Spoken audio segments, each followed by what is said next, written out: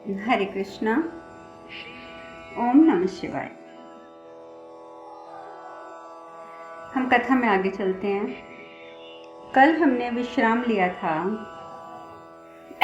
कि जब भगवान शिव नट के रूप में नाट्य प्रस्तुत करते हैं और उसके बाद मैनावती से कहते हैं कि मैं आपकी पुत्री से विवाह करना चाहता हूँ, और मैनावती कह रही थी कि अपनी मर्यादा में रहो, और उन्हें यहाँ तक कह देती है कि दुष्ट निकल जाओ यहाँ से। मैनावती जब ये कहती हैं कि दुष्ट निकल जाओ यहाँ से, महादेव फिर एक बार कहते हैं कि मैं तो आपसे आपके वचन की पूर्ति का आग्रह कर रहा हूँ, इससे ज्यादा तो मैं कुछ नहीं चाहता। लेकिन उस समय मैनावती आवाज लगाती है, सैनिकों। तो जैसे वो सैनिकों को आवाज लगाती हैं तो नंदी एकदम घबरा जाते हैं। नंदी कहती हैं, रुक जाइए, हमें क्षमा कर दीजिए देवी, हमें क्षमा कर दीजिए। अब अचानक इतना कुछ हो जाता है कि माता पार्वती परेशान हो जाती हैं, और उधर दूसरी ओर शिव एकदम वापस मुड़ जाते हैं वापस जाने के लिए। तो देखते हैं कि सामने हिमावत खड़े हैं। तो भगवान शिव हिमावत से कहते हैं कि मैं तो अपनी कला का पारिश्रमिक चाह रहा था, किंतु अपमानित होकर निकाला जा रहा हूं। और जैसे ही भगवान शिव का आमना सामना हिमावत से होता है, वो हिमावत को ये शब्द कहते हैं। तो मैंने आपको बताया था ना कि हिमावत जो है वो तीर्थ यात्रा के लिए निकले होते हैं, तो वहां से वापस आ रहे होते हैं। वापस आए होते हैं तो उनको हैरानगी इस बात की होती है कि जो माला सबसे संसार की खूबसूरत माला बनवाकर वो भगवान विष्णु को अर्पित करके आए थे, और भगवान शिव के गले में उन्हें वो माला नजर आती है। वही माला उनको नजर आती है भगवान शिव के गले में। मन ही मन सोचते हैं कि भगवान के गले में माला मैंने वहां डाली थी बालाजी में, और यहाँ इस नट के गले में कैसे आई। उनको कुछ समझ नहीं आता। अभी वो इस दुविधा में होते हैं कि भगवान शिव वहां से चले जाते हैं। परेशान हिमावत खड़े रहते हैं, कौन है ये कोई साधारण मनुष्य नहीं है। और उधर पार्वती वो भी मन ही मन में कहती है कि महादेव ने आखिर ऐसा क्यों किया, क्यों नट के रूप में आकर मेरा हाथ मांगा, अपने असली रूप में आकर क्यों नहीं मांगा। और अब अगर मेरी माता ने उनका अपमान किया है और वो अपमानित होकर बाहर चले गए हैं, और अगर अब उनके मन में आया कि नहीं मुझे विवाह ही नहीं करना, तो पार्वती घबरा जाती है, पीछे पीछे बाहर भागती हैं। जैसे बाहर आती हैं तो सामने भगवान शिव असली रूप में आ जाते हैं। बोलते हैं पार्वती कहती है कि हमारे आग्रह पर आपने विवाह का प्रस्ताव रखा तो अवश्य महादेव, किंतु नट के रूप में क्यों रखा। हमारी माँ हमारा हाथ किसी साधारण नट को क्यों सौंपेंगी, कभी नहीं सौंपेंगी वो। यदि आप अपने असली रूप में आते, असली रूप में अपने भगवान के रूप में आते, तो हमारी माता कभी मना ही ना करती। परंतु महादेव आपने ये क्या किया, नट के रूप में अगर हमें मांगा, एक नट को कैसे दे सकती हैं वो अपनी पुत्री का हाथ। भगवान शिव कहते हैं कि शिव की गरिमा मुझे कुछ मांगने की अनुमति नहीं देती, मैं क्या करूं। और जब शिव की गरिमा मुझे कुछ मांगने की अनुमति नहीं देती, तो इस कारण मुझे नट का रूप धारण करना पड़ा, और मैं नट का रूप धारण करके आया। और इसीलिए तुम्हारी माता से मैंने पहले वचन भी लिया और उन्होंने दिया भी। पर पार्वती मुझे अभी भी विश्वास है कि वो अपना वचन पूर्ण अवश्य करेंगी।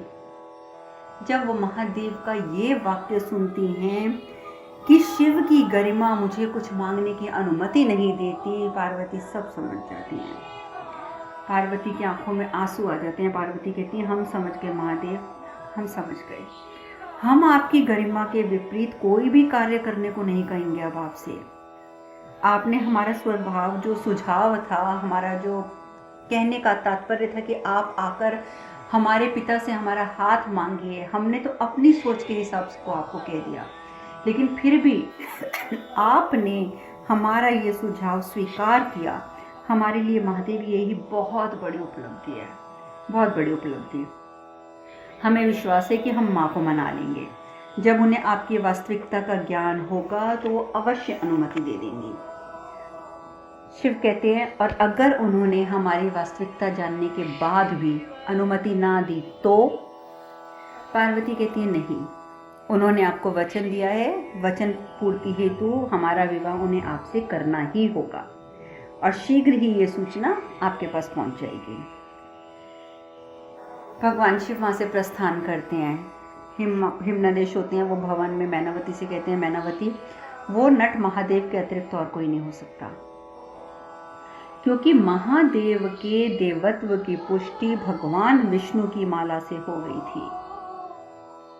क्योंकि जो माला हमने भगवान विष्णु को तीर्थ स्थान पर पहनाई वो माला हमें भगवान शिव के गले में नजर आई, उस नट के गले में नजर आई। इसीलिए हम बिल्कुल पक्के तरीके से ये कह सकते हैं कि वो नट कोई और नहीं, सिर्फ और सिर्फ महादेव हैं। हमें तो बस अब बुरा इस बात को सोच के लग रहा है कि जिस लक्ष्य को प्राप्त करने के लिए हमारी पुत्री ने इतनी कठिन तपस्या की, जो उसकी नियति थी, वो हमारे पास आए, स्वयं हमारे समक्ष उपस्थित होकर उन्होंने हमारे सामने प्रस्ताव रखा और हमने क्या किया? अपमानित करके उन्हें भवन से बाहर निकाल दिया।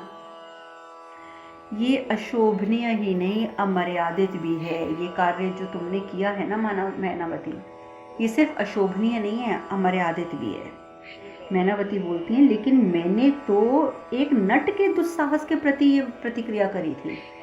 मुझे तो बिल्कुल ध्यान ही नहीं आया कि वो महादेव हो सकते हैं, और मैंने उन्हें नट समझकर जो प्रतिक्रिया करी, वो कोई भी माँ होती तो वो यही करती, क्योंकि हमें तो बिल्कुल आभास नहीं था कि वो शिव हैं। हेमावत कहती है कि मैनावती, अब जो हुआ सो हुआ, परंतु अब हमें अपने आचरण के लिए उनसे क्षमा मांगनी होगी और उनसे विनती करनी होगी कि वो पार्वती से शीघ्र विवाह कर लें। ज्ञात रहे मैनावती, किसी दंपत्ति के लिए कन्यादान से बड़ा कोई पुण्य नहीं होता, और हम तो भगवान को अपना जमाता बनाना जा रहे हैं, और जिसके जमाता भगवान बन जाते हैं उसकी तो मोक्ष की प्राप्ति में कोई संदेह ही नहीं रहता। हमारे पास तो दो दो पुण्य कार्य एक साथ हो रहे हैं।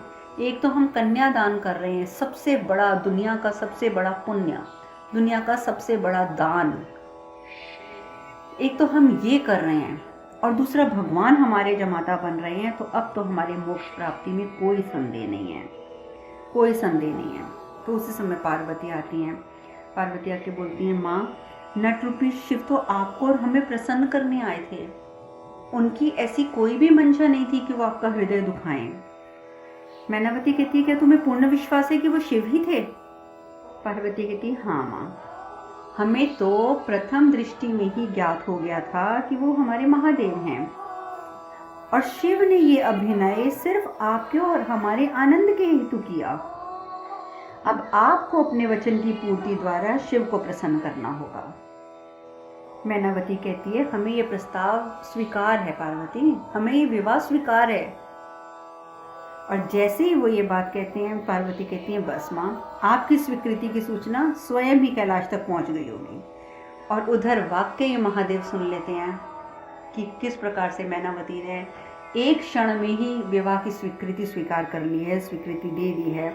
कैलाश पर सब प्रसन्न हो जाती हैं। नंदी तो बस इतनी खुशी से नाचने लगते हैं, सुनो सुनो सुनो सुनो, देवी मैनावती ने विवाह स्वीकार कर लिया, सुनो सुनो सुनो, उन्होंने विवाह स्वीकार कर लिया।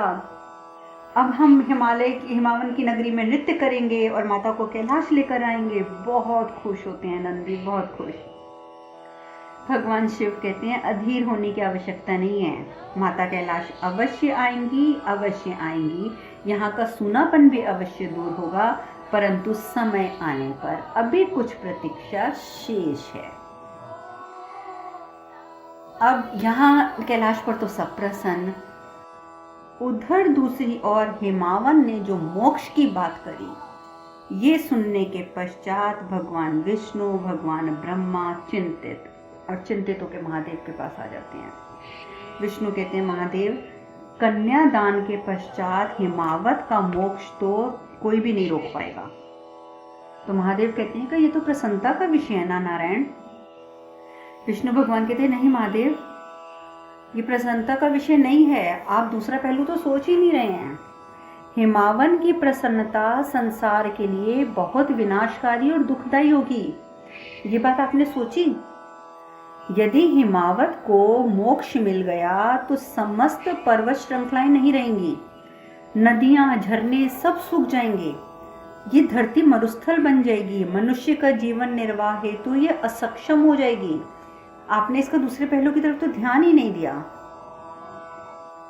और महादेव वैसे भी अभी पृथ्वी ताड़कासुर के अत्याचार से वैसे ही त्रस्त हो रही है, और अगर अभी तो त्रस्त है ही है, और अगर हिमावन का अगर मोक्ष हो गया तो ये धरती तो बंजर बन जाएगी।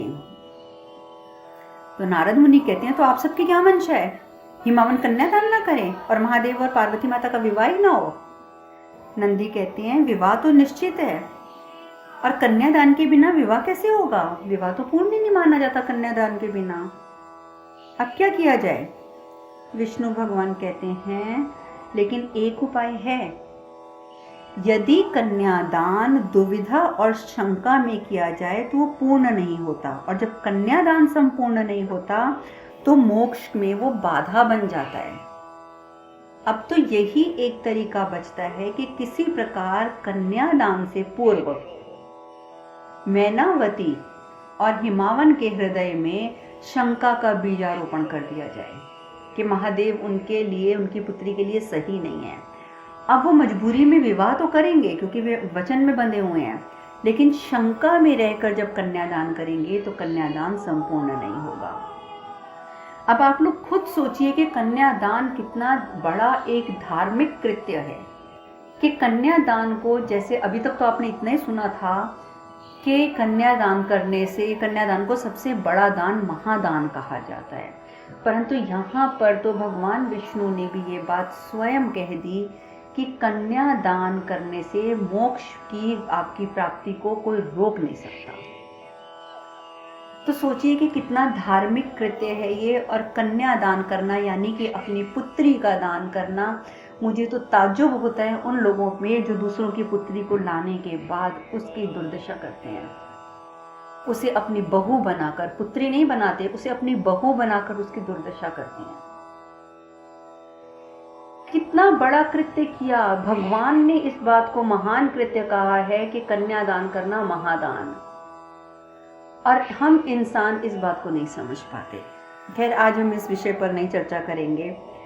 ब्रह्मदेव कहते हैं कि इसलिए हम चाहते हैं कि आप हिमावन के मन में आशंका का बीजारोपण कर दीजिए, और ये शिव निंदा से ही संभव है महादेव।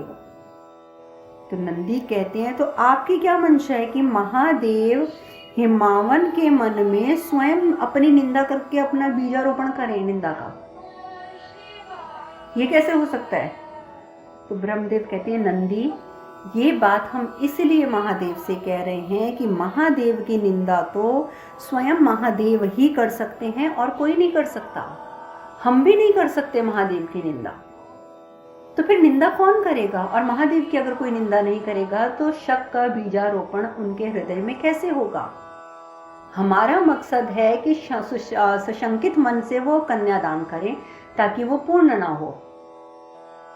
तो ये कार्य तो भगवान शिव को स्वयं करना पड़ेगा, क्योंकि अपनी निंदा वो स्वयं कर सकते हैं और कोई नहीं कर सकता। इंद्रदेव भी वहीं उपस्थित होते हैं। इंद्रदेव कहते हैं प्रभु, अब तो आपके द्वारा ही आत्मनिंदा से सृष्टि को बचाया जा सकता है, अन्यथा सृष्टि को बचाना तो असंभव है। गण नंदी सब चिल्लाने लगते हैं, नहीं नहीं नहीं प्रभु, नहीं प्रभु, ये प्रस्ताव को आप स्वीकार कर दीजिए, आप अपनी निंदा नहीं करेंगे, और हमें तो डर है कि आप अपनी निंदा करेंगे तो कहीं सब गलत ही ना हो जाए। भगवान शिव कहते हैं नारायण और देवतागण यहाँ जन कल्याण हेतु आए हैं, जन कल्याण हेतु, और सृष्टि के प्रति अपना कर्तव्य और दायित्व मोक्ष से उत्कृष्ट होता है। और कुछ विशिष्ट पद के व्यक्ति होते हैं, अगर वो अपने पद से विमुख हो जाते हैं तो सृष्टि का संचालन हो ही नहीं सकता, और हिमावत उनमें से एक हैं। अतः मैं हिमावन और मैनावती को विचलित कर उन्हें आशंकित करने का प्रयास अवश्य करूंगा। नंदी अपने मन में, जो उनके नंदी के मन में शंका आती है, वो भगवान शिव के सामने रखते हैं। कहते हैं प्रभु, अगर शंका बहुत बढ़ गई और उन्होंने विवाह को ही मना कर दिया तो। भगवान शिव कहते हैं कि परिणाम के भय से और व्यक्तिगत हानि की शंका से संसार के कल्याण को टाला नहीं जा सकता नंदी। मेरे लिए विवाह से ज्यादा आवश्यक है जन कल्याण। देवता तो प्रसन्न हो जाते हैं, लेकिन नंदी जी का चेहरा उतर जाता है।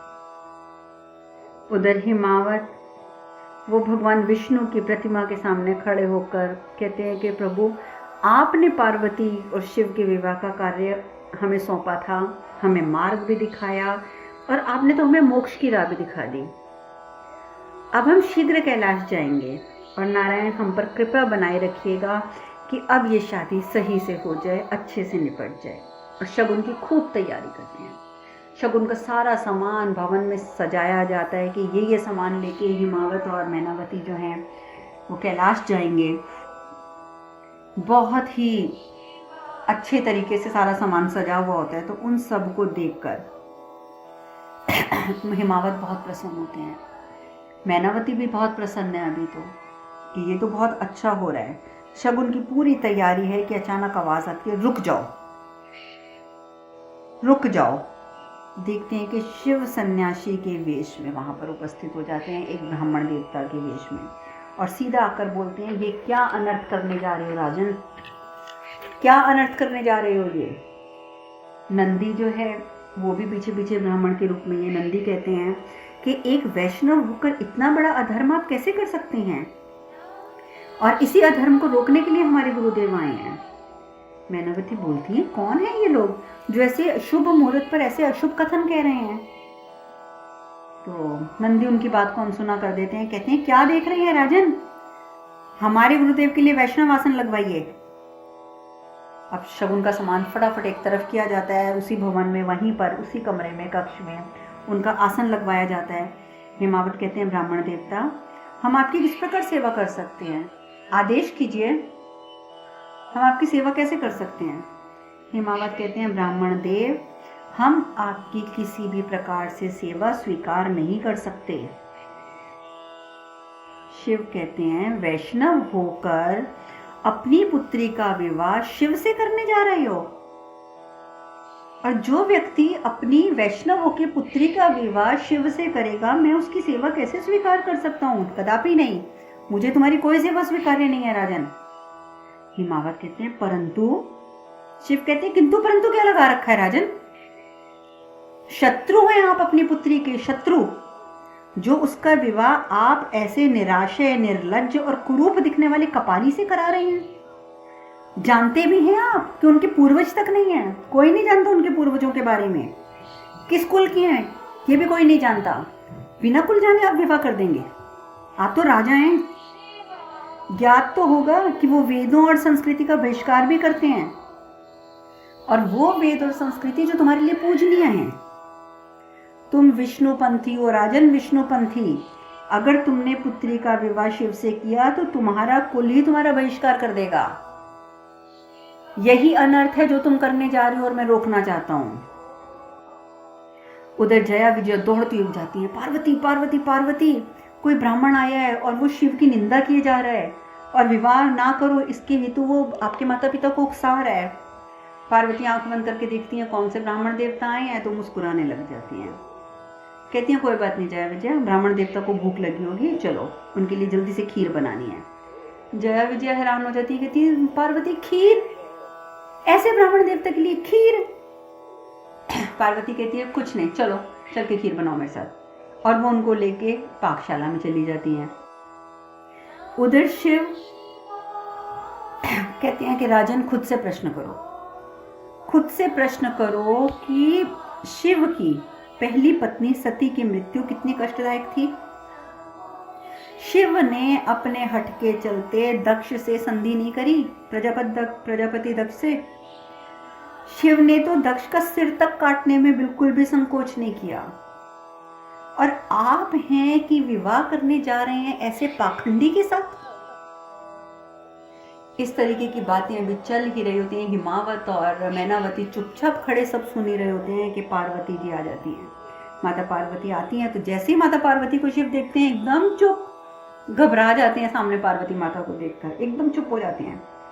हिमावत कहते हैं कि देखिए, हमें भगवान विष्णु ने दर्शन देकर इस विवाह का दायित्व सौंपा है, और यदि ये उनका आदर्श है, अगर ये भगवान विष्णु का आदेश है, तो इसमें अनर्थ कैसा ब्राह्मण देवता? और हमें प्रजापति दक्ष ने स्पष्ट रूप में बताया था कि सती की मृत्यु के दोषी वो स्वयं थे, शिव नहीं। अभी इतनी बात हिमावत कहते हैं कि पार्वती कहती है ब्राह्मण देवता भोजन तैयार है, पहले कुछ ग्रहण कर लीजिए। और अपने पिताजी को कहती हैं पिताजी हमने खीर बनाई है, पहले हम इनका पेट भर के इन्हें खीर खिला देते हैं, फिर इनके प्रवचन सुनेंगे। और हिमावत भी कह देते हैं अवश्य पुत्री। अब ब्राह्मण देवता को कौन सी खीर मिलती है ये चर्चा करेंगे हम कल। आज हम कथा में यही विश्राम लेते हैं। हरे कृष्ण कृष्ण कृष्ण हरे हरे, हरे राम राम राम हरे हरे। आप सब खुश रहें, सुखी रहें, स्वस्थ रहें। हरे कृष्णा। ओम नमः शिवाय, ओम नमः शिवाय, ओम नमः शिवाय।